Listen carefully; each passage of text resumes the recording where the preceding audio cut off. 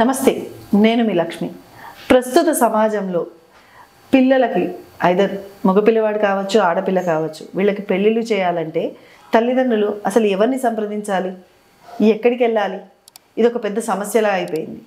So వారందరి కోసం ప్రతి తల్లిదండ్రులు కూడా ఎక్కడికి వెళ్ళాలి ఏంటి అని ఒక చక్కని పరిష్కారంతో ఈరోజు మేము ముందుకు వచ్చాము. మరి ఇంకెందుకు ఆలస్యం, మొదలు పెడదామా? నమస్తే అమ్మ. నమస్తే. జై శ్రీమన్నారాయణ. జై శ్రీమన్నారాయణ. మీ పేరు అండ్ మీరు అసలు ఏం చేస్తుంటారు ఏంటి అనేది మా ప్రేక్షకులకు ఒక్కసారి మీ మాటల్లో. నా పేరు అనుజ అండి. నాది బ్రహ్మణి మ్యాట్రిమోనీ గత 20 సంవత్సరాలుగా నడుపుతూ ఉన్నాను. నేను 20 ఏళ్ల నుంచి నడుపుతున్నారు. అసలు ఈ వృత్తిలోకి ఎలా వచ్చారమ్మా? అంటే దీన్ని ఒక ప్రొఫెషన్ లాగా ఎందుకు ఎంచుకున్నారు? అసలు నేను యాక్చువల్గా ప్రొఫెషనల్గా అనుకోలేదు. నార్మల్గా ఏంటో అమ్మాయిని అబ్బాయిని చూడగానే ఈ అమ్మాయికి ఈ అబ్బాయి బాగుంటుంది, ఈ అమ్మాయి బాగుంటుంది అన్న దృక్పథంతో అలా చూస్తూ చేసేదాన్ని. నాకు చిన్న వయసులోనే, నాకు 20-21 ఏళ్ళు ఉండగానే. అలా మాకు దగ్గర బంధువు అయిన తను మన పురోహితుల్లో తను కళ్యాణాలు చేసేవారు, వెంకటేశ్వర్లు గారని. తను కళ్యాణాలు చేస్తూ నేను ఇలా చెప్పడం చూసి, అమ్మ నువ్వు ఏంటి ఊరికి నేను చెప్తూనే పెళ్ళిళ్ళు జరిపించేస్తున్నావు కదా, అలాగే నువ్వే మ్యారేజ్ బ్యూరో పెట్టేసుకోరాదా, నన్ను అందరు అడుగుతుంటారు, మీరే పెట్టేసుకొని మ్యారేజ్ బ్యూరో నడిపించేయమని తన సలహాతో నేను మ్యారేజ్ బ్యూరోను పెట్టుకోవడం జరిగింది. ఓకే. ఇప్పటి వరకు ఎన్ని పెళ్ళిళ్ళు చేయించారు? అండ్ ఇంకొకటి ముఖ్యమైన క్వశ్చన్ ఏంటంటే, ఈ రోజుల్లో పెళ్ళిళ్ళు దాదాపుగా కూడా చాలా వరకు డిస్టర్బెన్స్ అవుతున్నాయి. అంటే ఐదర్ అమ్మాయి ఫాల్ట్ ఉండొచ్చు, అక్కడ అబ్బాయిది ఉండొచ్చు, అది ఎవరి ఫాల్ట్ అని కదా చాలా వరకు డిస్టర్బెన్సెస్ని ఎదుర్కొంటున్నారు. మరి మీరు ఎన్ని సంబంధాలు కుదిర్చారు, అందులో ఎన్ని సక్సెస్ అయ్యాయి చెప్తారా మాకు? తప్పకుండా అమ్మ. నేను చాలా 150కి పైగానే చేశాను, కానీ ఒక్కటి కూడా డిస్టర్బెన్స్ రాలేదు. నేను అసలు అలాంటి సమస్యని ఎదుర్కోలేదు ఇప్పటి వరకు, భగవంతుడి దయ వలన. ఎలాగంటే సంబంధాలని ఇప్పుడు మ్యాట్రిమోనీ అనగానే మనం ఎలా ఉంటుందంటే, బయట ఎవరో మనకు వాళ్ళు తెలియదు, అసలు అమ్మాయి ఎవరో తెలియదు, అబ్బాయి ఎవరో తెలియకుండా చేస్తూ ఉంటారు మ్యాట్రిమోనీ వాళ్ళు. కానీ మన విషయానికి వస్తే అలా కాదు. నేనేం చేస్తానంటే, మనకు ఎవరైనా ప్రొఫైల్ ఎట్లా అంటే, ఇప్పుడు నేను ఎన్ని పెళ్ళిళ్ళు అయితే కుదిర్చానో వాళ్ళ ద్వారా రిఫరెన్స్, అరే ఆవిడ దగ్గరికి వెళ్తే మంచి సంబంధం దొరుకుతుంది మనకి, ఆవిడ దగ్గరికి వెళ్ళాలంటే మంచిగా చూపిస్తుంది. ఎందుకంటే ఇప్పటి వరకు నేను ఎన్ని సంబంధాలు చేశాను, మన తెలంగాణ ఆంధ్రప్రదేశ్ అంతా ఉన్నారు, ఇండియాలో ఉన్న వాళ్ళు మాత్రం జాయింట్ ఫ్యామిలీలతోనే ఉంటున్నారు. ఓకే. యుఎస్ మ్యాచ్లు, అబ్రాడ్ మ్యాచెస్ కూడా చేశాను, ఆస్ట్రేలియా అలాంటివి కూడా. వాళ్ళు బయటకు వెళ్ళిన పిల్లలు మాత్రమే వాళ్ళిద్దరూ వెళ్తున్నారు, కానీ ఇక్కడున్న వాళ్ళు మాత్రము ఫ్యామిలీలతోనే జాయింట్ ఫ్యామిలీలతో ఉంటున్నారు. కాబట్టి వాళ్ళ ద్వారా రిఫరెన్స్ మనకు ఇప్పుడు ఇంతవరకు మన బ్రాహ్మలకి మన వాళ్ళకే చూసేదాన్ని. ఈ రిఫరెన్స్ మన పెళ్ళిళ్ళ తర్వాత చుట్టుపక్కల వాళ్ళతో అదిగో మాకు కూడా చూడమని అలా వాళ్ళు రావటం వల్ల ఇప్పుడు అన్ని కమ్యూనిటీస్కి అందరికీ చూస్తూ ఇప్పుడు చూస్తున్నాను. ఓకే. ఒక బ్రాహ్మణ్స్ వాళ్ళవే కాకుండా మీరు బ్రాహ్మణి మ్యాట్రిమోనీ అంటే ఓన్లీ బ్రాహ్మణ్స్ లేదండి. బ్రాహ్మణి మ్యాట్రిమోనీ అంటే అందరూ ఏమనుకుంటున్నారంటే బ్రాహ్మణ్స్ కి అనుకుంటున్నారు. బ్రాహ్మణి కాదండి, బ్రహ్మణి మా అమ్మాయి పేరండి. ఓకే. మా అమ్మాయి పేరు బ్రహ్మణి. అమ్మాయి పేరు మీద పెట్టుకున్నాను నేను, బ్రహ్మణి అని, బ్రహ్మణి మ్యాట్రిమోనీ అని పెట్టుకున్నాను. కానీ చాలా మంది ఏమనుకుంటారంటే బ్రాహ్మణ్స్ కేనేమో బ్రహ్మణి మ్యాట్రిమోనీ అనుకుంటారు. బ్రహ్మణి అమ్మాయి, బ్రహ్మణి మ్యాట్రిమోనీ అమ్మాయి పేరు మీద పెట్టుకున్నాను. సో అన్ని కమ్యూనిటీ వాళ్ళకి చేస్తారు. మరి ఇలా కొన్ని ఇంటర్ కాస్ట్ మ్యారేజెస్ అట్లాంటివి ఏమన్నా మీరు రిఫర్ చేశారు ఎప్పుడైనా? లేదండి, వస్తూ ఉంటారు, కొంతమంది అడుగుతూ ఉంటారు, ఏంటంటే మన వాళ్ళ దొరక్కపోతే ఏం చేద్దామమ్మా, వేరే వాళ్ళనైనా ఒప్పేసుకుందాం, మరి ఏం చేద్దాము అని అంటూ ఉంటారు. కానీ ఇంతవరకు నేను రిఫర్ చేయలేదండి. ఎందుకంటే ఇప్పుడు ఏ కులం వాళ్ళకి వాళ్ళ పద్ధతులు ఉంటుంటాయి. ఇప్పుడు మన బ్రాహ్మణం అంటే మన పద్ధతి మనకే ఉంటుంది. అదర్ కమ్యూనిటీ అంటే ఏ గౌడు, రెడ్డిస్ అనండి, ఎవరైనా వాళ్ళ పద్ధతులు వాళ్ళకు ఉంటాయి. వాళ్ళు వచ్చి ఇక్కడ ఇమ్మడాలంటే కష్టం. అదేమవుతుంది, ఇప్పుడు ఏదో చేసుకుంటారు తొందరపడి, అది 2 రోజుల్లో భాగవతం అవుతుంది. ఇక్కడ ఇమ్మడలేరు వాళ్ళు, అందుకు చేసుకునే వాళ్ళు. ఇప్పుడు మన వాళ్ళు కూడా వెళ్ళి బయట వాళ్ళని చేసుకుంటున్నారు, బయట పిల్లల్ని తెచ్చుకుంటున్నారు. కానీ నేను ఇంతవరకు అలాంటివి అయితే చేయలేదు. అడుగుతూ ఉంటారు, ఇప్పుడు అంతెందుకు బ్రాహ్మణుల్లోనే కొంతమంది ఏం చేస్తున్నారు, ఏమ్మా మరి పిల్లలు దొరకకపోతే ఏం చేస్తాం, ఆ పిల్లల్ని తెచ్చి మనలో కలిపేసుకుందాము. బాధ భరించలేక పేరెంట్స్ దొరకకపోయేసరికి అబ్బాయిలకి ఇప్పుడు పురోహితం అనేసరికి ఎవరు పిల్లలు ఇవ్వట్లేదు. చాలా మంది కూడా సాఫ్ట్వేర్ అబ్బాయిలే కావాలి అని అడుగుతున్నారు. ఏ బిజినెస్ చేసే వాళ్ళు వద్దు, లేదంటే పురోహితం చేసే వాళ్ళు అనేది అసలే ఎంచుకోవట్లేదు. ఇక ఫార్మర్స్ అంటే వ్యవసాయం చేసే వాళ్ళు కూడా చేసుకోరు, ఓన్లీ సాఫ్ట్వేర్ అబ్బాయిలే కావాలి అంటున్నారు అమ్మాయిలు. అవును. ఎందుకంటారు అట్లా? సాఫ్ట్వేర్ వాళ్ళనే ఎందుకు చూస్ చేసుకుంటున్నారు? వీళ్ళకి బాగా ఏం చెప్తారు, ఇక ఏం అనలేమండి అసలు. నిజంగా చెప్తున్నాను, పేరెంట్స్ దగ్గర నుంచి మనం మొదలు పెడితే అసలు ఇప్పుడు సాఫ్ట్వేర్ ఒకటే అంటే మరి మిగతా వాళ్ళంతా ఏమైపోతారండి? ఇప్పుడు మన బ్రాహ్మణులు అంటే పురోహితులు ఉన్నారు, పిల్లలు ఎంతో వేదాలు నేర్చుకునండి. ఇప్పుడు మేము మొన్న వరదరాజపురం వెళ్ళాం కదా, అసలు పిల్లలు వేదాలు నేర్చుకొని ఎంత చక్కగా వాళ్ళు యజ్ఞాలు చేస్తూ బ్రహ్మోత్సవాల్లో కూడా పాల్గొంటూ చక్కగా చేస్తూ ఉన్నారు. మీరు అలాంటి వాళ్ళకి పిల్లనివ్వకుండా సాఫ్ట్వేర్, ఆ పిల్లలు మీరు ఇప్పుడు 1 నెల రోజులు కష్టపడ్డదంతా కూడా వీళ్ళు 2 రోజుల్లో కూడా చేసుకోగలుగుతున్నారు, ఆరోగ్యంగా ఉంటారు. ఇప్పుడు సాఫ్ట్వేర్ జాబ్లోకి వెళ్తే వాళ్ళకి ఆరోగ్యం ఎక్కడుంది చెప్పండి అసలు?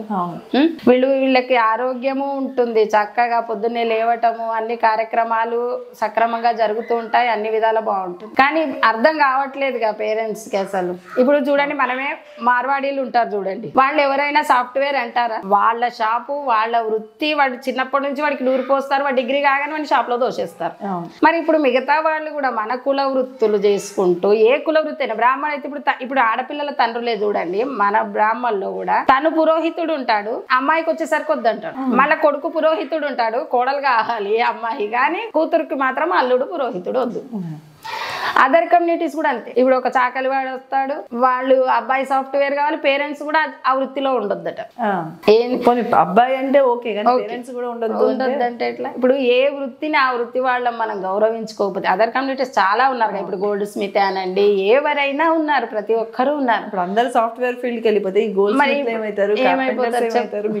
ఏమైపోతారు చెప్పండి? ఇప్పుడు మనం ఫార్మర్ కూడా, రైతు, ఇప్పుడు గౌడ్స్ లో గానీ రెడ్డిస్ లో గానీ అమ్మాయిని చూస్తే సాఫ్ట్వేర్ అబ్బాయి కావాలి, హైదరాబాద్ లో ఇల్లు ఉండాలి, ఊర్లో పొలాలు ఉండాలి, కానీ వ్యవసాయం చేయొద్దు.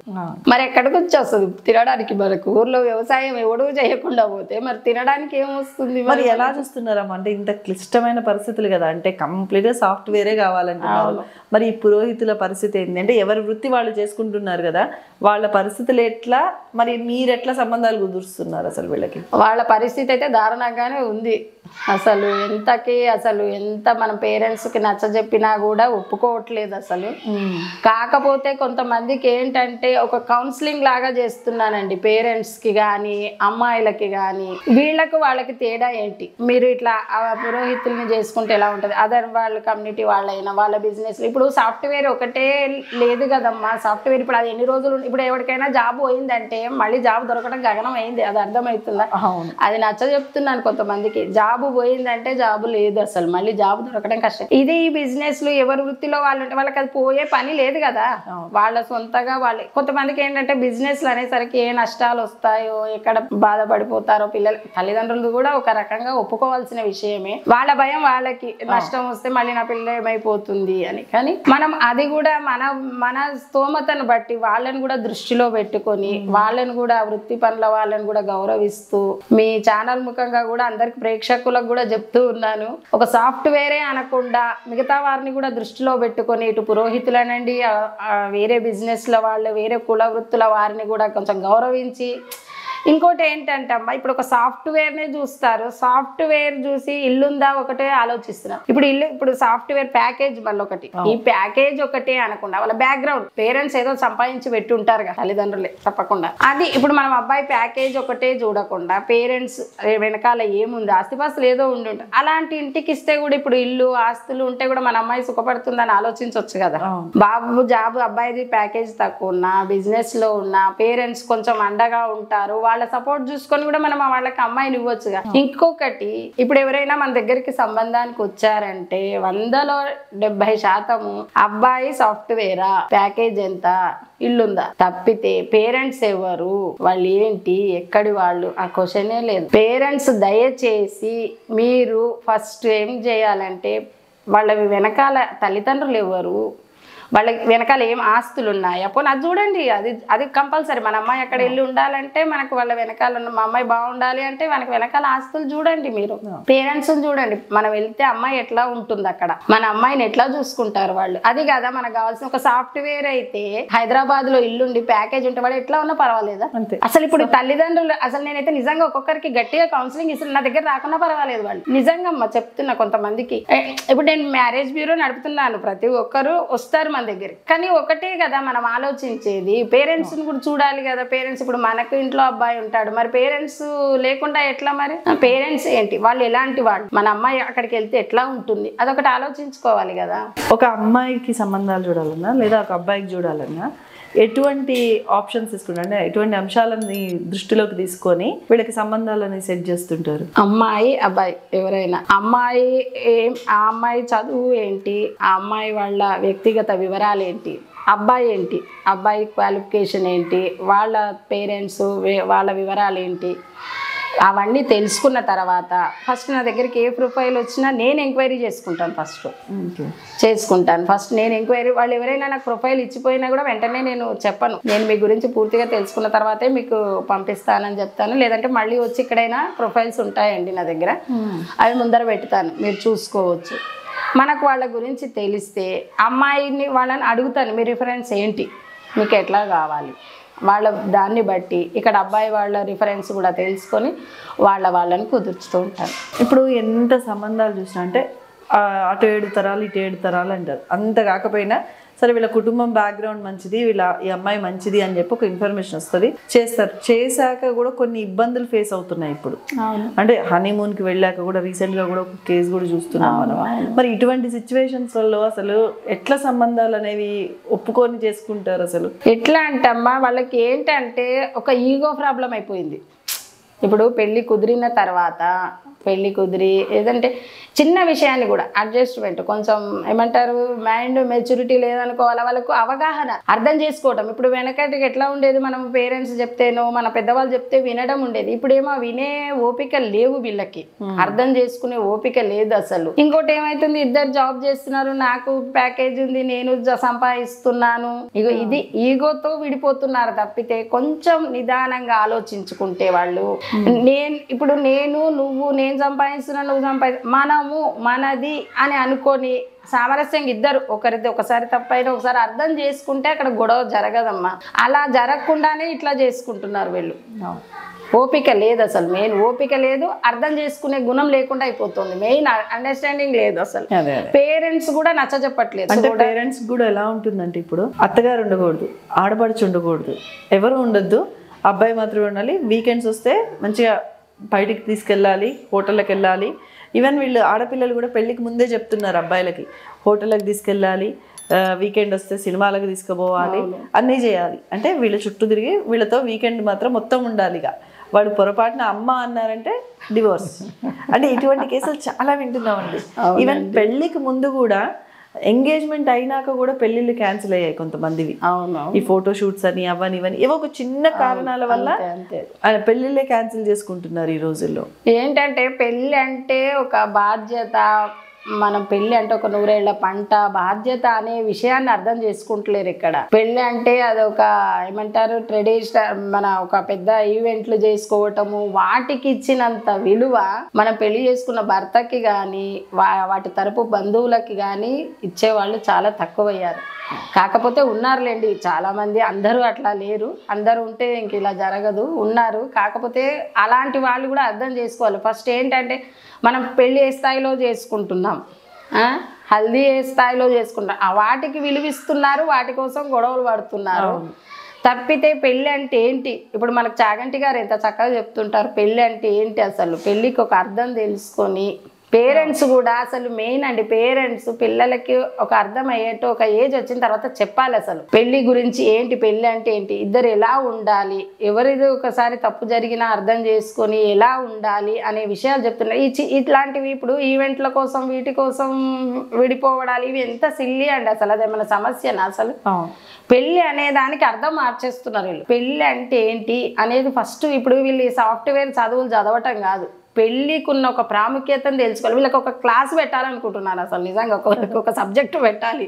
ఆ ఇంటర్లోనో డిగ్రీలోనో బీటెక్లోనో ఒక సబ్జెక్టు పెట్టాలి అసలు పెళ్ళి అంటే ఏంటి, ఎందుకు చేస్తాం. రిజిస్ట్రేషన్ ఆఫీస్ లో పెళ్లి చేసుకొని వస్తున్నారు, అది ఒక 6 నెలలు కలిసి ఉంటున్నారు, తర్వాత ఎవరి లైఫ్ వాళ్ళది అంతే. అసలు అవును, భయపడట్లేదు అసలు. రెండో సంబంధం అంటే కూడా భయపడట్లేదు అసలు. మా అమ్మాయికి రెండో సంబంధం అండి 6 నెలల్లో వచ్చింది, లేకపోతే 3 రోజుల్లో వచ్చింది, ఏంటి అసలు అది. అసలు ఒకరైతే కుటుంబాన్ని చూసి ఆ అమ్మాయికి సంబంధం చేశారు. ఇప్పుడు ఆ అబ్బాయి ఎలా ఉంటాడంటే బాగానే ఉంటాడు ఉండడం, కానీ అదో రకం అన్నట్టుగా అయిపోయాడు. ఆ అమ్మాయికి అబ్బాయికి పడకుండా అయిపోయింది. మరి అంటే వాళ్ళు పెద్దవాళ్ళు అయితే అన్ని ఆలోచించే చేశారు, మంచిగా ఉండాలనే చేస్తారు ఎవరైనా. కానీ ఆ అమ్మాయికి అబ్బాయికి కమ్యూనికేషన్ సరిగ్గా లేదని అమ్మాయి ఉండనని వచ్చేస్తుంది. అంటే అంత ఘనంగా చేసి అన్నీ చేసి ఈ రోజు ఇటువంటి పరిస్థితులు ఏర్పడుతున్నాయి. మరి ఇంత జరుగుతున్నప్పుడు ఇంకా అంటే ఇప్పుడు వ్యక్తిగతంగా కలిస్తేనే నమ్మకం లేనప్పుడు ఇట్లా మ్యాట్రిమోనియల్ ద్వారా కలిస్తే మరి పెళ్ళిళ్ళు అంటే కరెక్ట్గా ఉంటాయి అంటారా? మరి ఉంటాయండి, ఉంటాయి. ఎందుకంటే నేను చెప్తున్నాను కదా, మనము మన మ్యాట్రిమోని వరకు మాత్రము మనకు తెలిసి బంధువర్గాలు, రిలేషన్స్, చుట్టుపక్కల కానీ ఫ్రెండ్స్ సర్కిల్లో కానీ. ఇంకోటి ఏం చేస్తానంటే, నేను మన దగ్గరికి ఎవరైనా అమ్మాయి వాళ్ళు వచ్చారంటే, అబ్బాయి ప్రొఫైల్ నచ్చింది అనుకోండి, వాళ్ళని వాళ్ళ ఇంటికి పంపిస్తాను ఫస్ట్. ముందుగా అబ్బాయి వాళ్ళ ఇంటికి వెళ్ళమంటాను. వాళ్ళ ఇంటి వాతావరణము, అబ్బాయి వాళ్ళు ఎలాంటి వాళ్ళు అది చూసుకొని, కొంచెం పిల్లల్ని కూడా మాట్లాడుకొని ఇవ్వటం. అమ్మాయిని కానీ అబ్బాయిని కానీ మాట్లాడుకుంటే, ఇప్పుడు ఎందుకంటే ఇప్పుడు అమ్మాయి పిల్లలు మాట్లాడుకుంటేనే వాళ్ళ విషయాలు కొంచెం వాళ్ళకి అర్థమవుతాయి. అలా మాట్లాడుకుంటే పిల్లలకు అర్థమవుతుంది. పేరెంట్స్ వెళ్ళారనుకోండి, వాళ్ళ గురించి వాళ్ళ ఇంటి వాతావరణము అదంతా తెలుస్తుంది. తెలిసిన తర్వాతనే మీరు మీ అమ్మాయిని చూపించండి అని చెప్తాను వాళ్ళకి. అక్కడ ఓకే అనుకున్న తర్వాతనే వస్తారు. ఓకే అవుతుంది, సక్సెస్ అవుతున్నాయి కూడా అండి చాలా వరకు. అలా పంపిస్తూ ఉంటాను. ఇన్ని మ్యాట్రిమోనీస్, నెంబర్ ఆఫ్ ఉన్నాయి మ్యాట్రిమోనీస్. ఇన్ని ఉండగా మీ దగ్గరికి ఎందుకు రావాలి? మీ ప్రత్యేకత ఏమిటి? అదే చెప్తున్నాను కదా, మా ప్రత్యేకత ఏంటంటే, నేను అమ్మాయి ప్రొఫైల్ కానీ అబ్బాయి ప్రొఫైల్ కానీ తీసుకున్న తర్వాత వాళ్ళ గురించి ఫస్ట్ నేను డీటెయిల్స్గా వాళ్ళ గురించి తెలుసుకుంటాను. అమ్మాయి ఏంటి, ఇప్పుడు అమ్మాయిలు కూడా చాలా మంది వస్తుంటారండి. వాళ్ళు ఎట్లా అంటే ఇంకా చెప్పొద్దు మనం, ఇప్పుడు ఏదో లవ్ అఫైర్లు అవి ఇవి ఉంటూ ఉంటాయి. మళ్ళీ వాళ్ళు పెళ్ళికి తల్లిదండ్రులకు భయపడి ఒప్పుకోవటము అని చేస్తూ ఉంటారు. నేనేంటంటే నేను నా ద్వారా కాకుండా మనకు తెలిసిన వాళ్ళ ద్వారా కూడా వాళ్ళని ఎంక్వైరీ చేయిస్తాను. వాళ్ళు ఏంటి, అమ్మాయి ఎలాంటి వాళ్ళు, ఫ్యామిలీ ఎలాంటిది, అబ్బాయి ఎలాంటి వాడు, వాళ్ళ ఫ్యామిలీ ఏంటి అని తెలుసుకుంటే మనకు ఎవరో ఒకరు ఏదో ఒక విషయం చెప్తారు. మంచి వాళ్ళు అయితే వీళ్ళు ఓకేనండి బాగుంటారు అని, లేదంటే ఎందుకండి ఆ తలనొప్పి మీకు అని చెప్తూ ఉంటారు. అలా నేను మనకు కాదు అనుకున్న వాటిని పక్కకు పెట్టేస్తాను. సరేనండి చూస్తాను అని చెప్తూ వాళ్ళని పక్కకు పెట్టేస్తాను. మనకు తెలిసి వాళ్ళ గురించి బాగా అర్థమైన వాళ్ళవి, ఎందుకంటే ఇప్పుడు చాలా దూరం చాంద్రా నుండి అక్కడ నుంచి కూడా వస్తూ ఉంటారు. కొన్ని ఏంటంటే లాంగ్ ఉండి మన దగ్గర ఉన్నాయి తీసుకొని కూడా అండి, నేను అసలు మనకు దగ్గరలో ఉన్న వాళ్ళవే ఎక్కువగా తీసుకుంటూ ఉంటాను. ఎందుకంటే వాళ్ళ గురించి మనకు తెలుస్తుంది. మనము వాళ్ళ గురించి ఇప్పుడు వెళ్ళి అంటే 100 ఏళ్ల పంట, వాళ్ళు కలకాలం ఉండాలంటే మనం ఆ జంటను కుదుర్చుతున్నామంటే అది 100% సక్సెస్ ఉండాలనేదే నా అభిప్రాయం. ఏదో చేసామా మ్యాట్రిమోనియల్ చేతులు దులిపేసుకున్నామా అనేది కాదు. నాకు ఇప్పుడు గత 20 ఏళ్ళు ఉన్నోళ్ళు కూడా ఇప్పటికీ వాళ్ళ ఇంట్లో చిన్న ఫంక్షన్ ఉన్నా నాకు ఫోన్ చేస్తారు. అది మెయింటైన్ చేస్తున్నాను నేను ఇప్పటి వరకు కూడా. ఏ చిన్న విషయం రోజు కూడా నాకు వాట్సాప్లో ప్రతి ఒక్కరివి గుడ్ మార్నింగ్లు కానీ శుభోదయాలు కానీ ఉంటూ ఉంటాయి. అలా ఎందుకంటే మనం ఇది రిలేషన్షిప్. ఇప్పుడు అమ్మాయి అబ్బాయి పెళ్ళి అంటే వీళ్ళిద్దరిదే కాదండి, ఇటు ఫ్యామిలీ అటు ఫ్యామిలీ కూడా చక్కగా ఉండాలి. ఫ్యామిలీలు ఉండాలి, వాళ్ళతో పాటు మనమందరము కూడా ఉంటూ ఉంటాం. కాబట్టి నేను అట్లా ఫ్యామిలీ గురించి తెలుసుకొని ఇద్దరు పిల్లల్నే కాకుండా ఫ్యామిలీలు కూడా బాగుండాలని వాళ్ళందరినీ కలుపుతూ ఉంటాను. మనకు తెలిసి కొంతమందిని తెలియని వాళ్ళు ఉంటే కూడా వాళ్ళని ఎంక్వైరీ చేయించుకొని వాళ్ళ ద్వారా అన్ని విషయాలు తెలుసుకొని కుదుర్చుతున్నాను. కాబట్టి ఇప్పటి వరకు ఏ ఒక్క ప్రాబ్లము మా దగ్గర రాలేదండి, రాదు, రాకూడదు కూడా అని కోరుకుంటున్నాను. అలాగే చేస్తూ ఉంటాను. ఇప్పుడు మ్యారేజ్ బ్యూరోలు అనగానే దాదాపుగా చాలా పైసలు ఖర్చు అవుతాయి. అంటే వీళ్ళకి కొంచెం కమిషన్ ఇవ్వాల్సి వస్తుంది. సో ఇలా వెళ్ళటం ఎందుకులే అని ఆలోచించే వాళ్ళు చాలామంది ఉంటారు. ముఖ్యంగా మధ్యతరగతి వాళ్ళు ఈ మ్యారేజ్ బ్యూరోలని ట్రస్ట్ చేయరు. ఎందుకంటే అమౌంట్ విషయంలో ఉండొచ్చు, అది ఇంకేదైనా కావచ్చు, కానీ ఎస్పెషల్లీ పైసలు అయితే ఎక్కువ తీసుకుంటారు మ్యాట్రిమోనీ వాళ్ళని చెప్పి టాక్. మరి దీనిపై మీ అభిప్రాయం? అవునండి, అది కూడా కరెక్టే. కాకపోతే మేము ఛార్జెస్ చేస్తాము. రిజిస్ట్రేషన్ అమౌంట్ అని ఛార్జ్ చేస్తానండి, చేస్తాను. మీరు అన్నట్టుగా మధ్యతరగతి వాళ్ళు, కొంచెం బీద వాళ్ళు, అలాంటి వాళ్ళు ఉంటే ఆడపిల్లలకి మాత్రం ఛార్జ్ చెయ్యను. ఛార్జ్ చెయ్యను. రిజిస్ట్రేషన్ అమౌంట్స్ మాత్రం తీసుకుంటాను. కొంచెం మంచి వాళ్ళు హై ప్రొఫైల్ ఉంటే వాళ్ళ దగ్గర ఖచ్చితంగా తీసుకుంటాను. ఈ మధ్యతరగతి వాళ్ళు కానీ కొంచెం లేని వాళ్ళు కానీ అలాంటి వాళ్ళకు కూడా నేను రిజిస్ట్రేషన్ అమౌంట్ కూడా మినిమంగా పెడతాను. మినిమంగా వాళ్ళ ఇష్టపూర్వకంగా మేము ఇంతవరకే ఇచ్చుకోగలుగుతామంటే ఇక్కడ మాత్రము ఎక్కువ బార్గెనింగ్ చెయ్యనండి. ఎందుకంటే నేను ఇది వ్యాపార దృక్పథంతో చేయట్లేదు. ఒక బిజినెస్ అనుకుంటే మనము ఇంత ఇవ్వండి అని చెప్పొచ్చు, కానీ నేను ఒక బిజినెస్ లాగా చేయట్లేదు కాబట్టి నాది ఒక ఇష్టపూర్వకంగా చేస్తున్నాను, నాకు ఇష్టంతో చేస్తున్నాను కాబట్టి ఏంటంటే నా దగ్గర కూడా అమ్మాయి వాళ్ళు ఉంటారు, వాళ్ళకి కూడా నేను ఫీజు పే చేయాలి కాబట్టి నాకు కూడా ఖర్చులు ఉంటాయి. ఖచ్చితంగా రిజిస్ట్రేషన్ అమౌంట్లో తీసుకుంటాను, కొంతవరకు తీసుకుంటాను. కొంతమంది పెళ్ళైన తర్వాత కూడా కొంతమంది ఎన్ఆర్ఐస్ కానీ అలాంటి వాళ్ళ దగ్గర ఛార్జ్ చేస్తాను.